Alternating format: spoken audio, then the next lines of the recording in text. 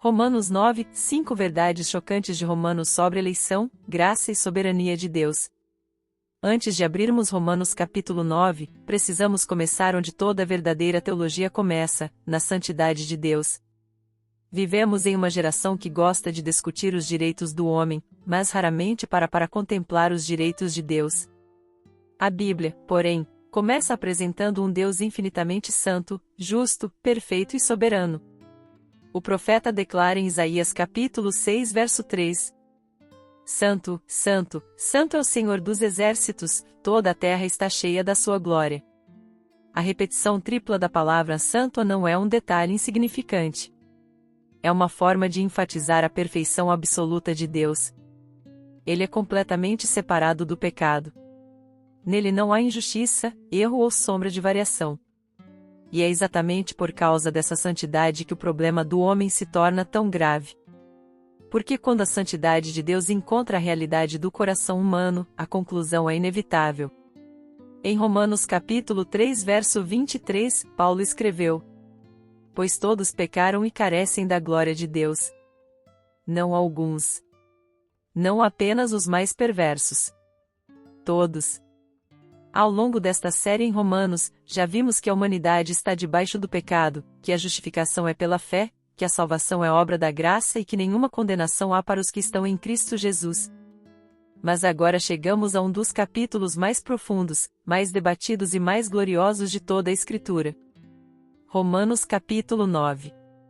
Se você acompanhou os episódios anteriores desta série, percebeu que Paulo vinha construindo uma argumentação magnífica sobre a salvação pela graça. Porém surge uma pergunta inevitável. Se Deus fez promessas a Israel, por que tantos judeus rejeitaram o Messias?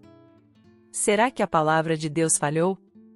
Será que os planos de Deus foram frustrados?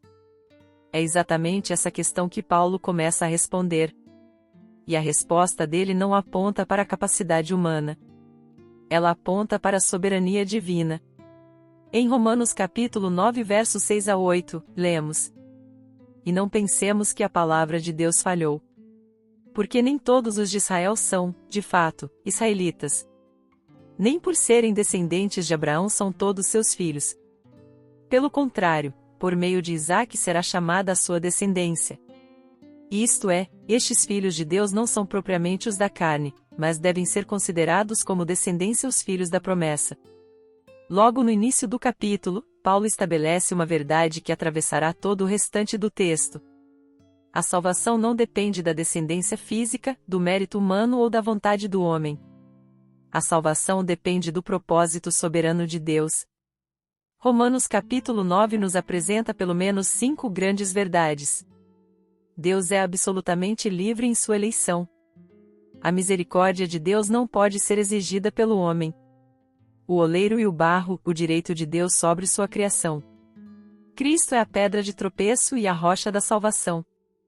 A soberania de Deus não elimina o chamado ao arrependimento. Este é um capítulo que humilha o orgulho humano. Mas também é um capítulo que exalta a graça de Deus. Porque, no final das contas, se a salvação dependesse da capacidade humana, ninguém seria salvo. Se dependesse da inteligência humana, muitos ficariam de fora. Se dependesse da força de vontade humana, todos fracassariam. Mas porque a salvação pertence ao Senhor, existe esperança para pecadores. E aqui está uma pergunta que acompanhará todo este estudo. Se Deus fosse apenas justo, quem poderia ser salvo? Nos próximos pontos veremos que Romanos capítulo 9 não foi escrito para gerar especulação teológica, mas para produzir adoração, humildade e confiança na soberana graça de Deus. E se você ainda não assistiu aos episódios anteriores desta série sobre Romanos, recomendo fortemente que faça isso. Cada capítulo está construindo uma compreensão progressiva do Evangelho, e Romanos 9 se torna ainda mais rico quando enxergamos tudo o que Paulo desenvolveu desde o início da carta. 1. Deus continua sendo Deus quando escolhe, a eleição existe para exaltar a graça, não o homem. Em Romanos capítulo 9 versículos 10 a 13, Paulo apresenta um dos argumentos mais fortes de toda a Escritura sobre a soberania de Deus na salvação. E não somente ela, mas também Rebeca, ao conceber de um só, Isaque, nosso pai, e os gêmeos ainda não eram nascidos, nem tinham feito bem ou mal, para que o propósito de Deus quanto à eleição prevalecesse, não por obras, mas por aquele que chama, já lhe fora dito, o mais velho será servo do mais moço. Como está escrito, amei Jacó, porém me aborreci de Esaú. Aqui Paulo nos leva para dentro da história de Jacó e Esaú, registrada em Gênesis capítulo 25. Os dois eram irmãos, filhos da mesma mãe, gerados pelo mesmo pai, gêmeos. Possuíam a mesma linhagem, a mesma criação e os mesmos privilégios familiares. No entanto, antes mesmo de nascerem, Deus declarou que seu propósito seguiria por Jacó. Observe a explicação que o próprio texto oferece. Ainda não eram nascidos, nem tinham feito bem ou mal.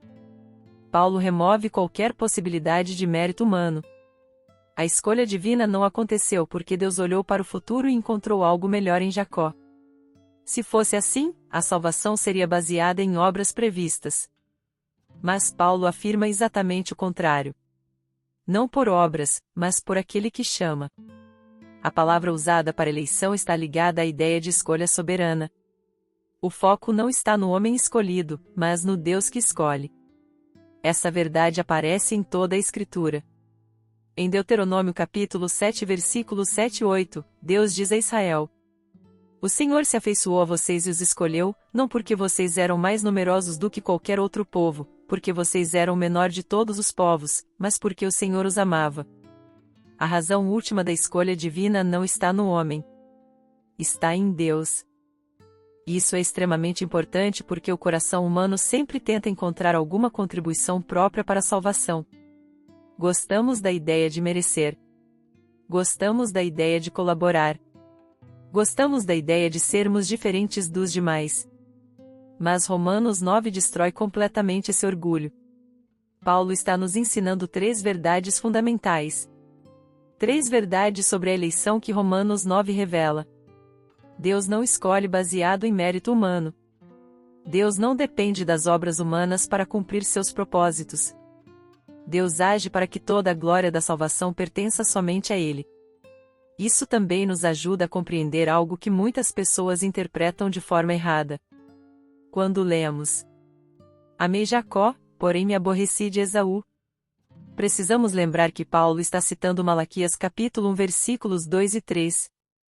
No contexto bíblico, amar e odiar frequentemente são expressões de escolha e preferência dentro da aliança. O ponto central não é apresentar Deus como injusto. O ponto é mostrar que Deus tem liberdade absoluta para cumprir seus propósitos redentivos. A pergunta não é: por que Deus escolheu Jacó? A pergunta bíblica é muito mais desconfortável. Por que Deus escolheu alguém? Porque tanto Jacó quanto Esaú eram pecadores. Assim como todos nós. Em Romanos capítulo 3 verso 10, Paulo já havia declarado: Não há justo, nenhum sequer. Quando entendemos isso, a eleição deixa de parecer dura e passa a parecer maravilhosa. O espantoso não é que Deus tenha passado por alguns. O espantoso é que Deus tenha decidido salvar alguém. Você costuma pensar na salvação como algo que Deus lhe deve ou como um presente da graça? Existe alguma área da sua vida em que o orgulho espiritual ainda tenta reivindicar mérito diante de Deus? Como sua adoração muda quando você percebe que a salvação começou em Deus e não em você? Muitas pessoas resistem a Romanos 9 porque enxergam o texto a partir da perspectiva humana. Querem colocar Deus no banco dos réus e exigir explicações. Mas a Bíblia faz exatamente o contrário. Ela coloca o homem diante da santidade de Deus. E quando isso acontece, a pergunta deixa de ser Deus é justo, e passa a ser como um Deus santo decidiu ter misericórdia de pecadores como nós.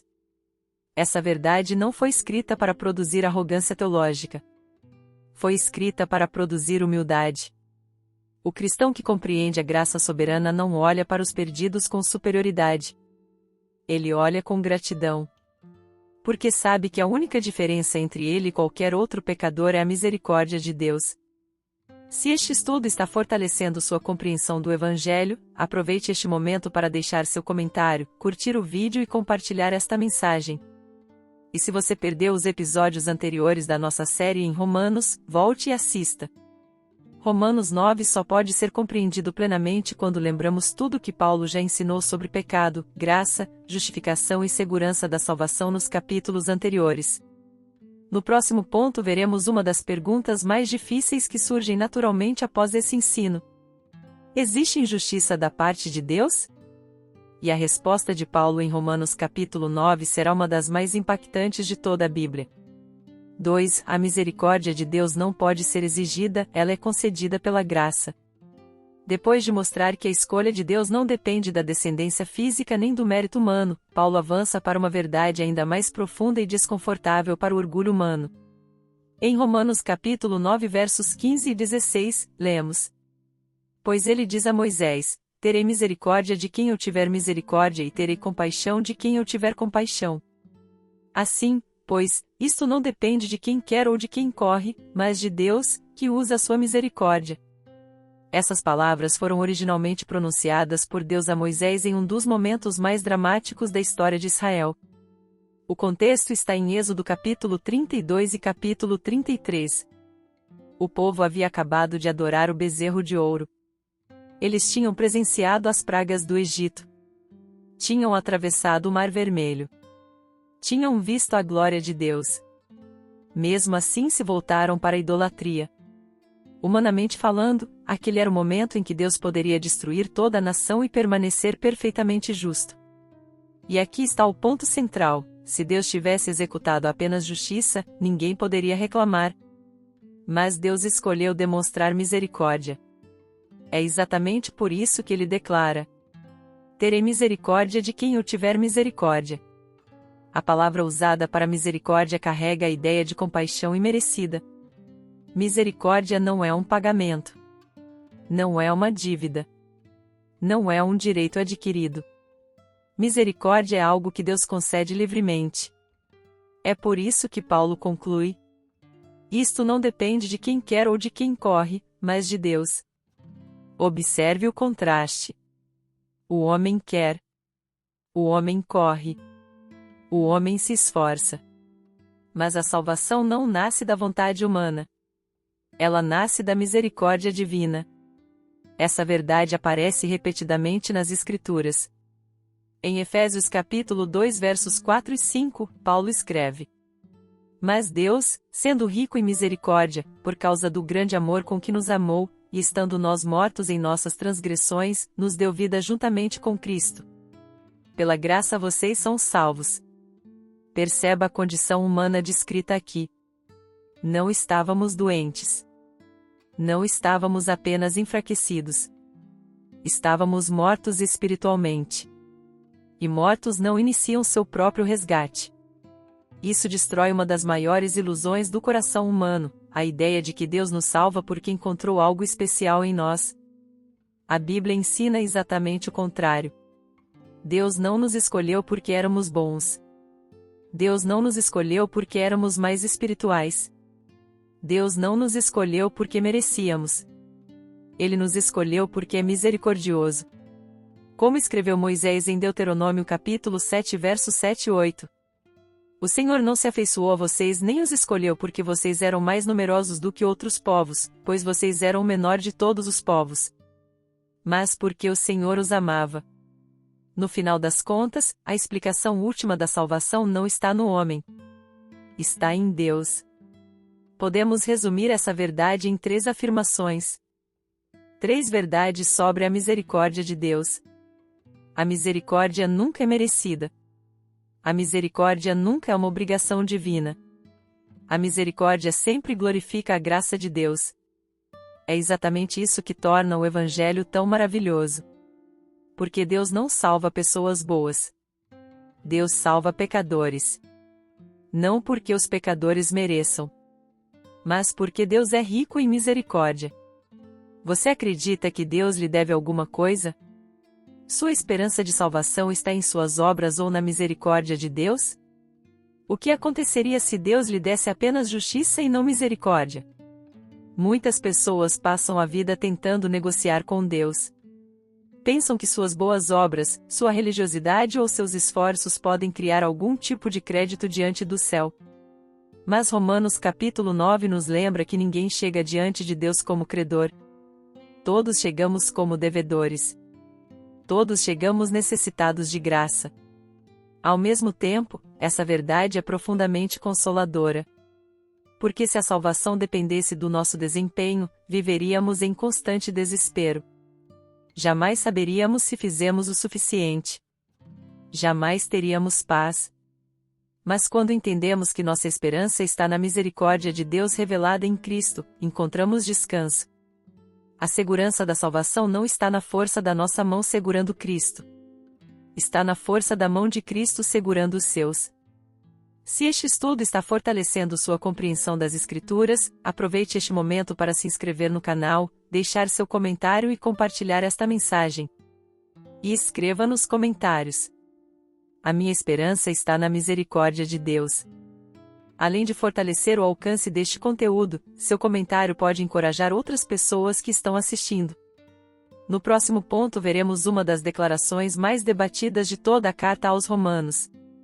Como Deus permanece absolutamente justo mesmo exercendo sua soberania na salvação? Essa pergunta surge naturalmente no coração humano. E Paulo a responde de forma poderosa em Romanos capítulo 9. 3. O oleiro e o barro, o direito de Deus sobre sua criação. Depois de afirmar que Deus exerce misericórdia segundo seu propósito soberano, Paulo antecipa uma objeção que naturalmente surge no coração humano. Em Romanos capítulo 9 verso 19, ele escreve: Você me dirá então, de que se queixa ele ainda? Pois quem jamais resistiu à sua vontade? Em outras palavras, se Deus é soberano, como ele ainda pode responsabilizar as pessoas? Paulo não responde diminuindo a soberania de Deus. Ele não tenta suavizar a doutrina. Ele não pede desculpas pelo ensino bíblico. Pelo contrário, ele eleva os olhos do homem para a majestade do Criador. Em Romanos capítulo 9 versos 20 e 21, lemos: Mas quem é você, ó homem, para discutir com Deus? Por acaso aquilo que foi formado pode dizer ao que o formou: Por que você me fez assim? Ou não tem o oleiro direito sobre a massa, para do mesmo barro fazer um vaso para a honra e outro, para a desonra? A imagem do oleiro era extremamente conhecida no mundo judaico. Os profetas frequentemente utilizavam essa figura. Em Isaías capítulo 64 verso 8, encontramos: Mas agora, ó Senhor, Tu és nosso Pai, nós somos o barro, e Tu és o nosso oleiro, e todos nós somos obra das Tuas mãos. Da mesma forma, em Jeremias capítulo 18 versos 1 a 6, Deus envia o profeta à casa do oleiro para ensinar uma lição sobre sua autoridade absoluta sobre as nações. A palavra utilizada por Paulo para oleiro arremete àquele que possui autoridade legítima sobre aquilo que cria. O barro não determina sua forma. O barro não negocia seu propósito. O barro não questiona os planos do artesão. O oleiro tem autoridade sobre sua obra. É exatamente esse o argumento de Paulo. Observe que ele não está dizendo que Deus age de forma arbitrária ou injusta. Ao longo de Romanos já aprendemos que Deus é perfeitamente santo e justo. O ponto aqui é outro. Paulo está nos ensinando que Deus não precisa prestar contas à criatura. Muitas vezes queremos colocar Deus no banco dos réus.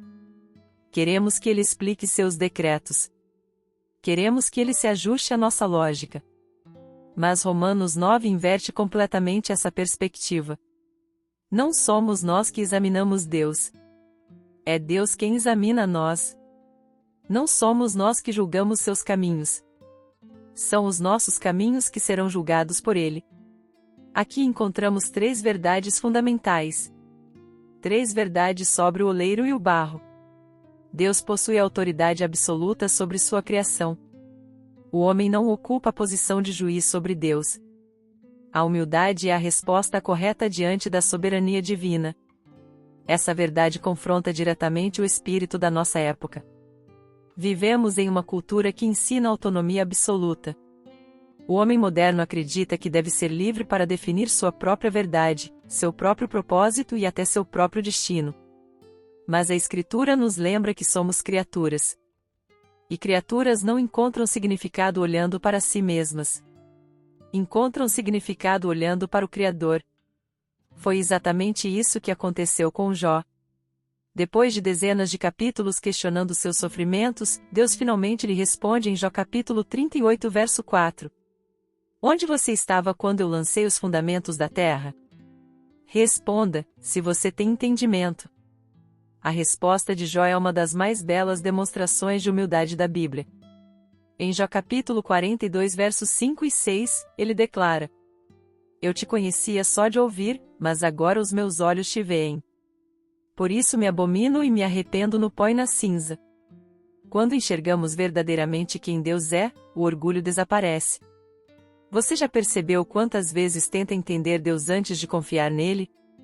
Existe alguma área da sua vida em que você está resistindo à autoridade do Criador? Sua fé está baseada naquilo que você compreende ou naquilo que Deus revelou? Pastoralmente, essa doutrina não foi dada para gerar medo, mas confiança.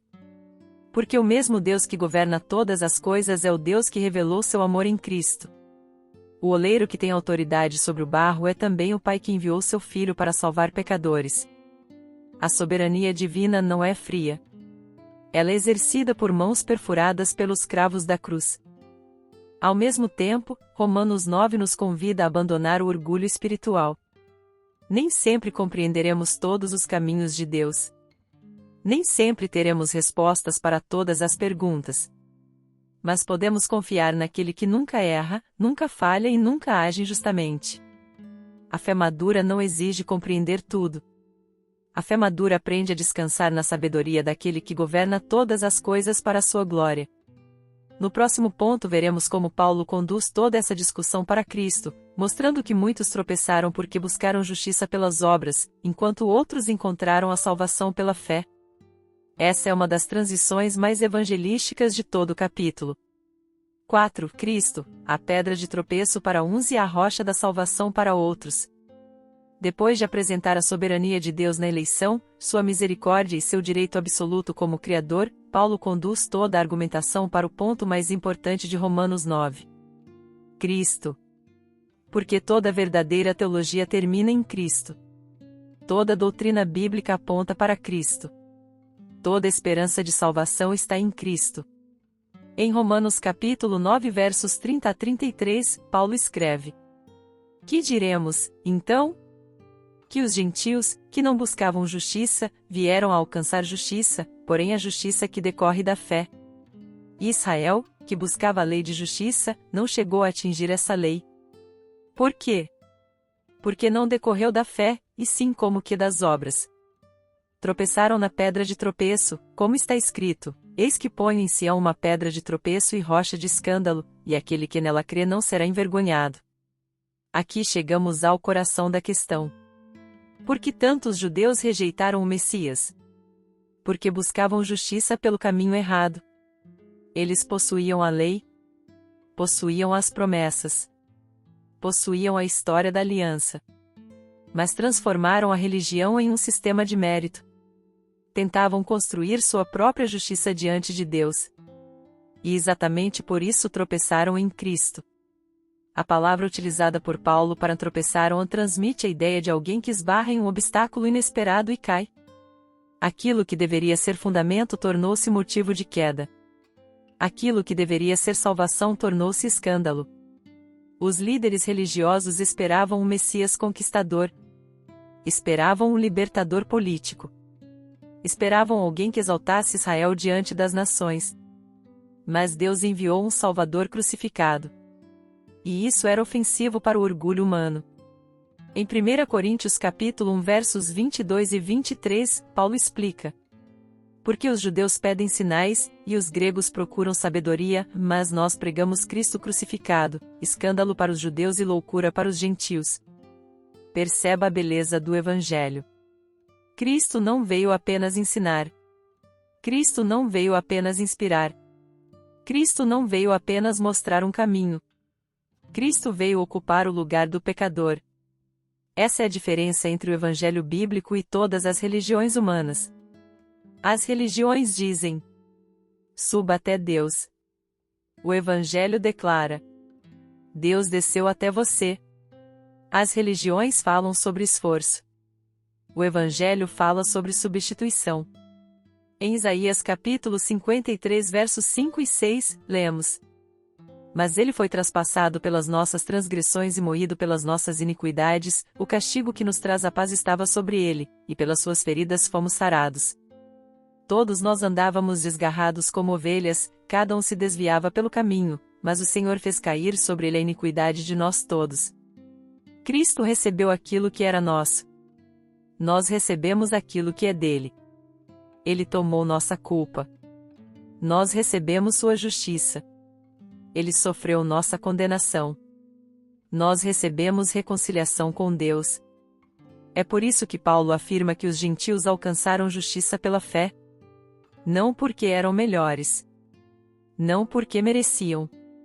Mas porque confiaram em Cristo. Enquanto muitos procuravam construir justiça própria, outros simplesmente se lançaram sobre a graça de Deus. Podemos resumir essa verdade em 4 declarações. 4 verdades sobre Cristo em Romanos 9. Cristo é a única base da salvação. O orgulho humano tropeça onde a fé encontra descanso. A justiça de Deus é recebida pela fé, não conquistada pelas obras. Todo aquele que crê em Cristo jamais será envergonhado. Essa última promessa é extraordinária.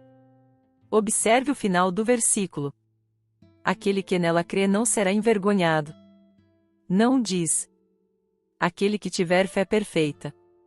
Não diz: aquele que nunca falhar. Não diz: aquele que merecer. Diz simplesmente: aquele que nela crê. Porque a segurança da salvação não está na perfeição da fé. Está na perfeição do Salvador. Você está confiando em Cristo ou em sua própria justiça? Sua esperança diante de Deus está baseada na cruz ou no seu desempenho religioso? Cristo é para você uma pedra de tropeço ou a rocha da salvação? Talvez você tenha passado anos tentando provar seu valor diante de Deus. Talvez tenha acreditado que precisava ser suficientemente bom, suficientemente religioso ou suficientemente disciplinado para ser aceito. Mas Romanos 9 destrói essa ilusão. Ninguém entra no reino porque merece. Todos entram pela mesma porta, Cristo. E essa porta permanece aberta hoje. A cruz continua anunciando a mesma mensagem. Existe perdão para o culpado. Existe esperança para o pecador. Existe reconciliação para quem vem pela fé. Ao mesmo tempo, este texto faz um alerta solene. A mesma pedra que salva também condena. Quem rejeita Cristo permanece em seus pecados. Quem confia em Cristo encontra a vida eterna. Não existe posição neutra diante do Filho de Deus. Todo ser humano, cedo ou tarde, precisará responder à pergunta mais importante da vida: que farei de Jesus chamado Cristo? Se este estudo está edificando sua fé, deixe seu comentário dizendo: minha esperança está em Cristo. Também aproveite para curtir o vídeo, compartilhar esta mensagem e assistir aos episódios anteriores desta série em Romanos. Cada capítulo está nos conduzindo mais profundamente ao entendimento do Evangelho e da maravilhosa graça de Deus. No próximo e último ponto veremos uma verdade essencial para equilibrar todo o capítulo. A soberania de Deus não elimina a responsabilidade humana nem o chamado ao arrependimento e à fé. Esse encerramento mostrará por que Romanos 9 não foi escrito para gerar fatalismo, mas para produzir adoração, humildade e confiança no Evangelho. 5. A soberania de Deus não elimina o chamado ao arrependimento e à fé. Depois de falar sobre eleição, misericórdia, o oleiro e o barro, Paulo encerra Romanos capítulo 9 conduzindo nossos olhos para o lugar onde toda a teologia bíblica deve nos levar, Cristo. Esse é um detalhe extremamente importante. Muitas pessoas leem Romanos 9 e terminam discutindo predestinação. Paulo termina falando sobre Jesus. Muitas pessoas focam nas perguntas filosóficas. Paulo foca na necessidade da fé. Em Romanos capítulo 9 versos 30 a 33, lemos: que diremos, pois? Que os gentios, que não buscavam justiça, vieram a alcançá-la, justiça que decorre da fé. E Israel, que buscava a lei de justiça, não chegou a atingir essa lei. Por quê? Porque não decorreu da fé, e sim como que das obras. Tropeçaram na pedra de tropeço, como está escrito: Eis que ponho em Sião uma pedra de tropeço e rocha de escândalo, e aquele que nela crê não será envergonhado. Aqui encontramos a grande tragédia espiritual de Israel. Eles possuíam as Escrituras. Possuíam os patriarcas. Possuíam as promessas. Possuíam o templo. Mas quando o Messias chegou, muitos tropeçaram nele. Por quê? Paulo responde claramente: porque não decorreu da fé. O problema não era a falta de religião. O problema era a confiança na religião. O problema não era a falta de zelo. O problema era confiar no próprio zelo. O problema não era a falta de obras. O problema era confiar nas obras. Essa mesma advertência continua extremamente atual. Existem pessoas que frequentam igrejas há décadas. Conhecem doutrinas. Conhecem tradições. Conhecem liturgias. Mas nunca descansaram verdadeiramente em Cristo. Nunca abandonaram a esperança em si mesmas. Nunca compreenderam que a salvação é recebida pela fé. A palavra usada por Paulo para fé é pestis, que carrega a ideia de confiança, dependência e entrega. Fé bíblica não é apenas acreditar que Jesus existiu. É confiar totalmente nele.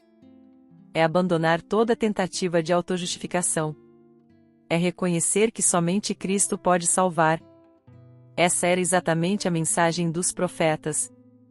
Em Isaías capítulo 28 verso 16, texto citado por Paulo, lemos: Eis que ponho em Sião uma pedra, pedra já provada, pedra preciosa, angular, solidamente assentada, aquele que crer não foge. Cristo é essa pedra. Para alguns, pedra de tropeço. Para outros, fundamento da salvação. Tudo depende da resposta dada ao Evangelho. Aqui encontramos uma verdade preciosa da teologia reformada. A soberania de Deus nunca elimina a responsabilidade humana. A Bíblia ensina ambas as coisas.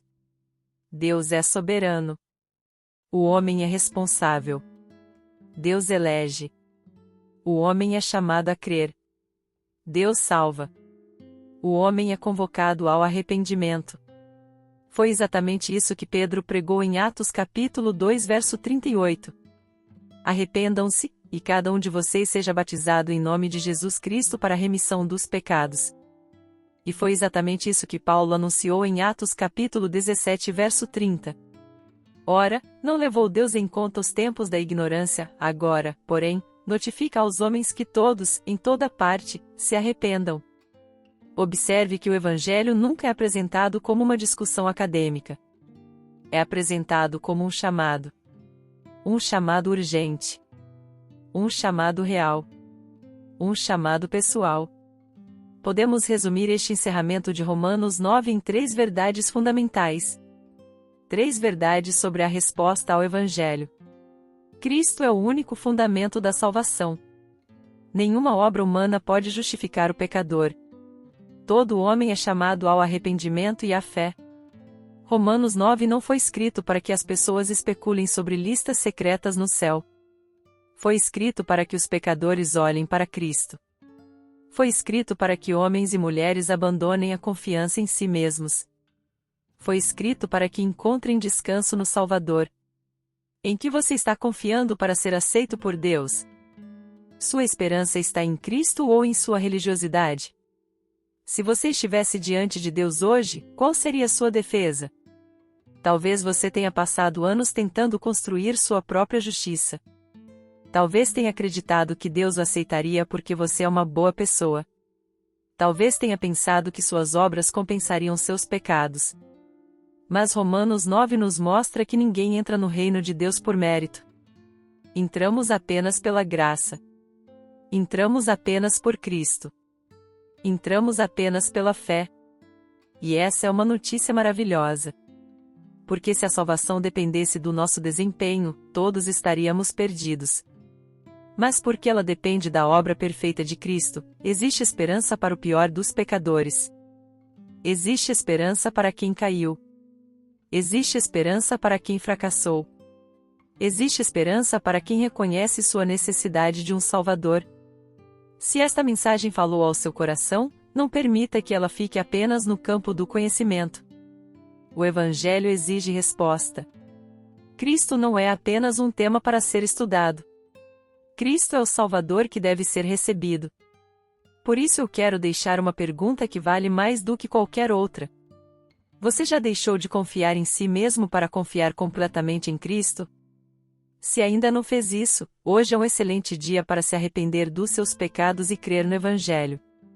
E se este estudo edificou sua vida, inscreva-se no canal, compartilhe este vídeo e acompanhe os demais episódios desta série em Romanos. Estamos caminhando verso por verso por uma das cartas mais transformadoras de toda a Escritura. Quando chegamos ao final de Romanos capítulo 9, uma pergunta permanece ecoando em nosso coração. Se Deus é tão santo que nenhum pecador pode permanecer diante dele? E se Deus é tão gracioso que enviou seu próprio Filho para salvar pecadores? O que você fará com Cristo? Você continuará tropeçando na pedra? Ou descansará para sempre sobre ela?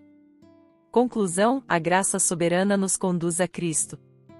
Ao chegarmos ao final de Romanos capítulo 9, percebemos que este não é apenas um capítulo sobre eleição, misericórdia ou soberania. É um capítulo sobre Deus. Um Deus infinitamente santo. Um Deus perfeitamente justo. Um Deus que não deve salvação a ninguém, mas que decidiu salvar pecadores para a glória do seu nome. Ao longo deste estudo vimos que Deus não é injusto em seus decretos. A misericórdia não é um direito humano. O oleiro tem autoridade sobre o barro. Cristo é a pedra angular da salvação. A única resposta correta ao Evangelho é arrependimento e fé. Talvez você tenha chegado até aqui carregando dúvidas, culpas, pecados escondidos ou anos de religiosidade sem verdadeira conversão. Talvez você tenha confiado em suas obras. Talvez tenha confiado em sua tradição religiosa. Talvez tenha confiado em sua própria bondade. Mas Romanos nos lembra que ninguém será justificado diante de Deus por aquilo que faz. A nossa única esperança é Cristo. Ele viveu a vida perfeita que nós não conseguimos viver. Ele sofreu na cruz o castigo que nós merecíamos sofrer. Ele ressuscitou ao terceiro dia vencendo o pecado, a morte e o inferno. E hoje convida pecadores a virem a Ele. A pergunta que permanece não é: será que Cristo é suficiente? A pergunta é: você está disposto a abandonar sua autoconfiança e descansar somente nele? Porque ninguém jamais foi rejeitado por Cristo quando veio a Ele em arrependimento sincero. Por isso, se esta mensagem falou ao seu coração, eu quero convidar você a fazer uma oração. Não existe poder nas palavras em si. Não existe fórmula mágica. Mas existe um Deus que ouve o clamor sincero de um coração quebrantado. Se este é o desejo da sua alma, repita esta oração comigo, em voz alta ou em seu coração. Senhor Deus, hoje eu reconheço que Tu és santo, justo e perfeito. Reconheço também que sou pecador e que muitas vezes vivi distante da Tua vontade. Confesso que não posso me salvar pelas minhas obras, pela minha religião ou pelos meus esforços. Eu preciso da Tua graça. Eu creio que Jesus Cristo é o Filho de Deus. Creio que Ele morreu na cruz pelos meus pecados. Creio que Ele ressuscitou dentre os mortos. Creio que somente nele existe perdão, reconciliação e vida eterna. Hoje eu abandono toda confiança em mim mesmo. Renuncio ao meu orgulho. Renuncio à minha autossuficiência. Renuncio à falsa esperança das minhas próprias obras. E me lanço inteiramente aos pés de Cristo. Senhor Jesus, salva-me. Perdoa os meus pecados. Purifica o meu coração. Transforma a minha vida. Concede-me arrependimento verdadeiro e fé genuína. Escreve o meu nome no livro da vida. Recebe-me como teu filho. Guia os meus passos. Ensina-me a viver para a tua glória.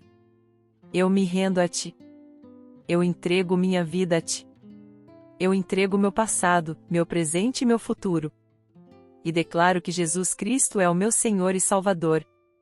Em nome de Jesus. Amém.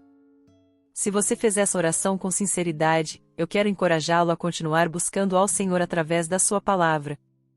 Procure uma igreja fiel às Escrituras. Aprenda mais sobre Cristo. Cresça na fé. E lembre-se: a segurança da salvação não está na força da sua decisão. Está na perfeição da obra de Cristo. Se esta mensagem edificou sua vida, inscreva-se no canal, compartilhe este estudo e acompanhe os demais episódios desta série em Romanos.